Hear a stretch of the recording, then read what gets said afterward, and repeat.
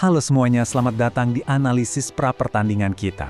Hari ini, mari langsung bedah papan taktik untuk laga yang sangat krusial. Santiago Bernabeu sedang panas-panasnya kawan. Ini bukan sekedar pertandingan La Liga biasa, ini adalah momen kembalinya sosok ikonik, Jose Mourinho. Ya, dia memimpin laga kandang perdananya di era baru bersama Los Blancos. Kita akan bedah tuntas secara taktis bagaimana Real Madrid racikan Mo ini bakal meladeni tantangan alot dari tim tamu yang tidak bisa diremehkan, Real Sociedad.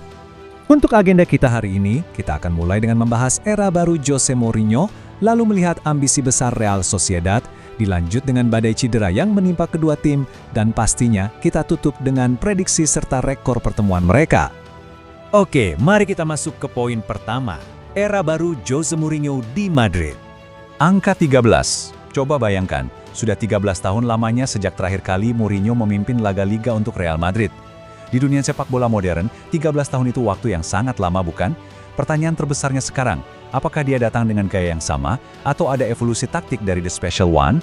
Kalau kita tarik mundur ke periode pertamanya, dia sukses mengawinkan gelar La Liga dan Copa del Rey. Tapi, kita semua tahu, ada satu kepingan besar yang hilang, yaitu trofi Liga Champions. Nah, akhir-akhir ini trennya agak mengkhawatirkan. Dia sepertinya sedikit kesulitan beradaptasi dengan taktik modern. Dan bayangkan saja, sejak musim 2017-2018, dia cuma bisa meraih satu trofi utama, yaitu Conference League 2022 bersama Roma.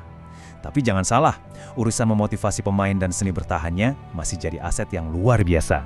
Jadi, ini dia pertanyaan krusialnya buat kalian. Apakah Mourinho sosok yang tepat untuk mengakhiri puasa gelar ini?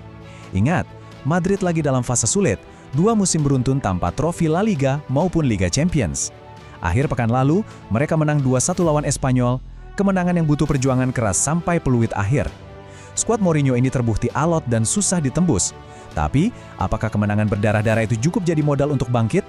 Kita harus lihat respon mereka saat melawan tim yang punya daya juang lebih tinggi. Yang membawa kita ke pembahasan kedua, ambisi besar Real Sociedad. Mengawali musim ini, kedua tim sama-sama belum menemukan gigi tertingginya. Madrid butuh gol telat Carlos Espina untuk menang susah payah atas Espanyol tadi, sementara Sociedad malah datang dengan luka pasca takluk 1-0 dari Real Betis. Artinya apa? Tekanan di pundak kedua pelatih ini lagi masif banget. Mereka berdua butuh suntikan moral, butuh pembuktian secepat mungkin di lapangan.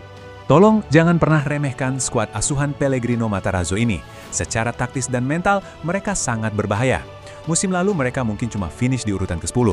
Tapi hey, mereka sukses angkat trofi Copa del Rey untuk kedua kalinya dalam 7 musim terakhir. Itu bukti nyata kalau mereka punya mentalitas baja di laga-laga bertekanan tinggi. Kemenangan piala domestik itu juga yang mengamankan tiket Liga Eropa buat mereka. Dengan skuad yang ada, target Matarazzo sangat jelas, mendobrak masuk ke zona 6 besar klasemen La Liga. Kalau kita bicara ancaman utama dari Sociedad, perhatikan baik-baik angka 18 ini.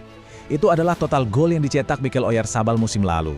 Dia ini mesin gol yang sangat berbahaya. Barisan pertahanan Madrid benar-benar harus merancang skema khusus untuk menetralisir pergerakannya di sepertiga akhir lapangan, kalau tidak mau kebobolan.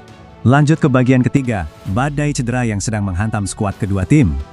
Coba lihat daftar panjang ini benar-benar bikin pusing kepala Mourinho. Lini belakang bolong besar karena Eder Militao dan Ferland Mendy dipastikan absen. Di depan, Raul Asensio dan Rodrigo juga harus menepi.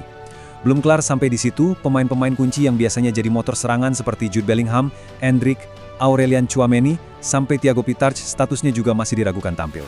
Kehilangan pilar di setiap lini ini memaksa Mu putar otak meracik sistem yang sangat pragmatis dan jelas ini bakal menguji kedalaman skuad Madrid. Tapi tenang, di kubu lawan Matarazzo juga lagi pusing. Alvaro Odriozola dipastikan absen, yang pastinya bakal memangkas daya ledak serangan sayap mereka secara signifikan. Terus, kestabilan lini tengah dan depan mereka juga masih jadi tanda tanya besar karena John Gorocetegi, Gonzalo Guedes, dan Pablo Marin masih harus berpacu dengan waktu menunggu tes kebugaran di menit-menit akhir. Pertarungan taktik kali ini benar-benar ditentukan oleh siapa yang paling pintar menambal lubung di skuadnya. Dan akhirnya, kita tiba di segmen terakhir, prediksi dan rekor pertemuan. Siapa yang akan keluar sebagai pemenang? Kalau kita bicara soal sejarah pertemuan, Madrid memegang kendali penuh secara mutlak. Bayangkan saja, dari 8 bentrokan terakhir, Los Blancos sukses menyapu bersih 7 kemenangan.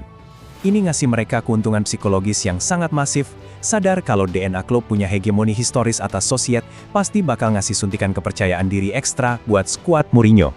Melihat kondisi taktis saat ini, dominasi head-to-head, dan sisa kualitas pemain yang tersedia, probabilitas objektif memang mengarah pada prediksi kemenangan 3-1 untuk kubu tuan rumah. Tapi tunggu dulu. Dengan sistem pragmatis Mourinho yang bakal diuji habis-habisan oleh motivasi tinggi Sociedad, satu pertanyaan besar tersisa. Akankah kita melihat kembalinya The Special One dengan dominasi yang meyakinkan, atau justru Sociedad yang bakal mencoreng lembaran pertama era baru di Bernabeu? Bagaimana menurut kalian? Mari kita sama-sama saksikan jawabannya di atas lapangan hijau.